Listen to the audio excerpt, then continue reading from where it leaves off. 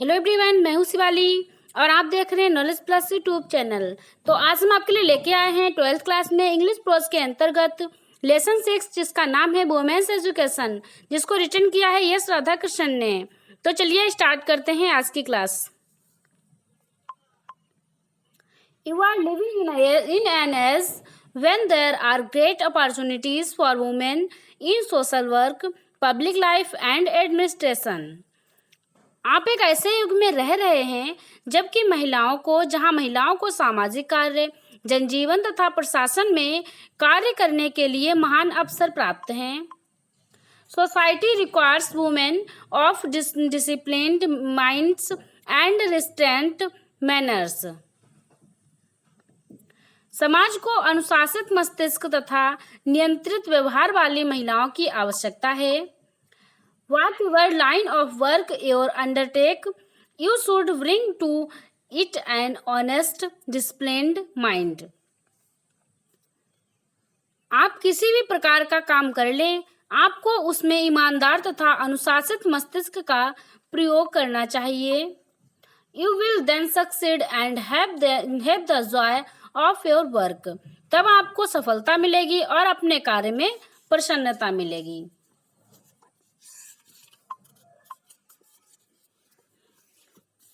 Actually, in our country, education so far as girls' education is concerned is not widespread enough. वास्तव में हमारे देश में जहाँ तक लड़कियों की शिक्षा का संबंध है, वह पर्याप्त रूप से विस्तृत नहीं है।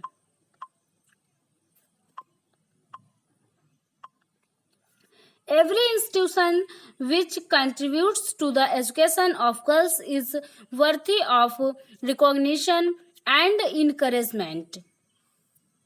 अतः प्रत्येक संस्था जो लड़कियों की शिक्षा में योगदान देती है, मान्यता तथा प्रोत्साहन के योग्य है। What I am anxious that the kind of education that is imparted must not only be broad but should also be deep. परंतु मुझे इस बात की चिंता है कि जो शिक्षा दी जाए वह न केवल विस्तृत हो बल्कि गहरी भी हो। We are lacking in depth. हमें गहराई की कमी है। We may become learned and skilled, but if we do not have some kind of purpose in our life, our lives themselves because blind, blundering and bitter.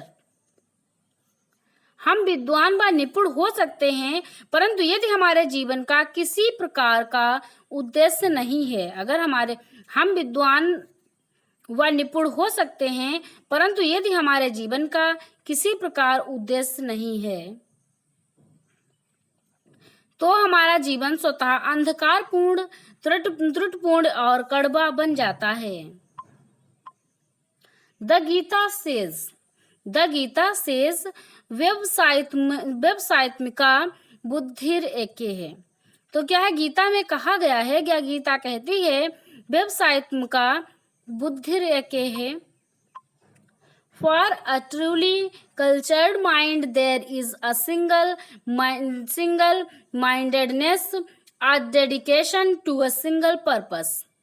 एक वास्तविक सुसंकृत मस्तिष्क के लिए मानसिक एक लक्ष्यता होती है, एक उद्देश्य के प्रति समर्पण की भावना होती है। For the uncultured mind, the whole life is scattered in many बहुशाखायंतश्च। एक असांस्कृतिक मस्तिष्क के लिए संपूर्ण जीवन कई दिशाओं में बटा होता है, जैसे कि बहुशाखायंतश्च। Therefore, it is essential that the education which you require in these institutions should give you not merely learning and skill but endow you with a definite purpose in life. इसलिए यह आवश्यक है कि जो शिक्षा आप इन विद्यालयों में प्राप्त करते हैं वह आपको केवल ज्ञान और निपुणता ही न दे वरन जीवन में एक निश्चित लक्ष्य से भी युक्त करे। What the purpose is you have to define for yourself as। तो क्या वह लक्ष्य क्या हो सकता है? What the purpose, वह लक्ष्य क्या हो सकता है, यह आपको स्वयं परिभाषित करना होगा। It is said that Vidya gives you Viveka। विमर्श रूपिणी विद्या gives you a sense of what is right and helps you to avoid what is wrong।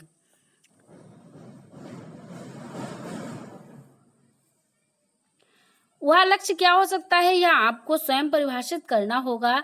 यह कहा गया है कि विद्या विवेक देती है। विमर्श रूपिणी विद्या आपको उचित को समझने की क्षमता देती है और अनुचित से बचने में सहायता करती है। You must try therefore to find out is required of you in the generation। अतः आपको यह जानने का प्रयास करना चाहिए कि इस पीढ़ी को आपसे क्या अपेक्षित है। A purpose which held good centuries ago may not hold good today in view of the rapid changing conditions of our country and of the world। एक उद्देश्य जो शताब्दियों पूर्व ठीक रहा हो वह आज देश और संसार की तेजी से बदलती हुई दिशाओं के परिप्रेक्ष्य में उचित न हो। So the purpose which you adopt in your life must be adapted to the relevant needs of the present generation। अतः जो उद्देश्य आप अपने जीवन में निर्धारित करें वह वर्तमान पीढ़ी की उचित आवश्यकताओं के अनुरूप होना चाहिए। Every time we start we use our hymns and end with saying शांति शांति शांति। जब कभी हम अपना कार्य आरंभ करते हैं तो हम प्रार्थना से आरंभ करते हैं और शांति शांति शांति के साथ समाप्त करते हैं। The teacher and the pupils are expected to avoid hating each other।